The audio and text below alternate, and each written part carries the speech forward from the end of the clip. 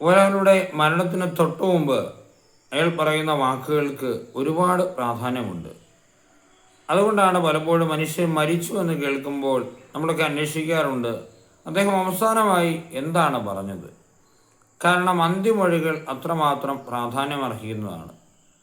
നമ്മുടെ കർത്താവ് ഈശോ മിശിഹ കുരിശിൽ കിടന്ന് 7 കാര്യങ്ങളാണ് ഈശോയുടെ അന്ത്യമൊഴികളായി കുരിശിൽ നിന്ന് പറഞ്ഞത്.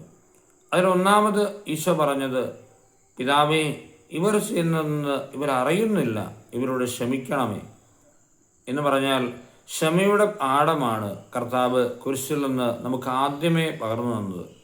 2 കാര്യങ്ങൾ ഇവിടെയുണ്ട് പ്രിയപ്പെട്ടവരെ. ഒന്ന്, നമ്മളോട് തന്നെ നമ്മൾ ക്ഷമിക്കുക എന്നുള്ള ഒന്നാമത്തെ കാര്യമാണ്.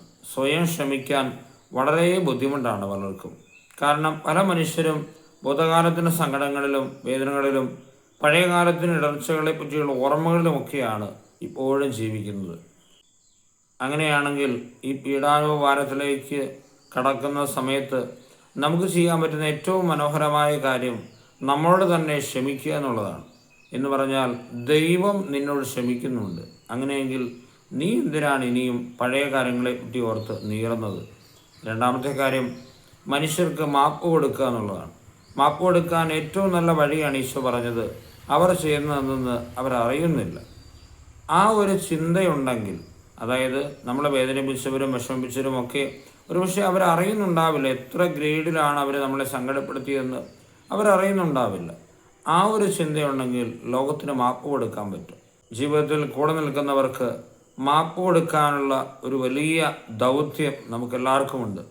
ഇന്ന് നമ്മളത് ചെയ്തില്ലെങ്കിൽ നാളെ ഒരുപക്ഷെ അത് ചെയ്യാൻ നമുക്ക് സാധിച്ചെന്ന് വരില്ല. അതുകൊണ്ട് ഈ 2 കാര്യങ്ങളും മനസ്സിൽ സൂക്ഷിച്ചുകൊണ്ട് ഈ വിശുദ്ധ വാരം ഏറ്റവും മനോഹരമായി ആചരിക്കുവാൻ നമുക്ക് ശ്രമിക്കാം. മാപ്പ് സ്വീകരിക്കാനും മാപ്പ് കൊടുക്കാനും നമുക്ക് സാധിക്കട്ടെ. നമ്മുടെ കർത്താവ് ഈശോ മിശിഹായുടെ കൃപയും പിതാവായ ദൈവത്തിൻ്റെ സ്നേഹവും പരിശുദ്ധാത്മാവിന്റെ സഹവാസവും നമ്മെല്ലാവരും കൂടെ എന്നും എപ്പോഴും ഉണ്ടായിരിക്കട്ടെ, ഇപ്പോഴും എപ്പോഴും എന്നേക്കും. ആമേൻ.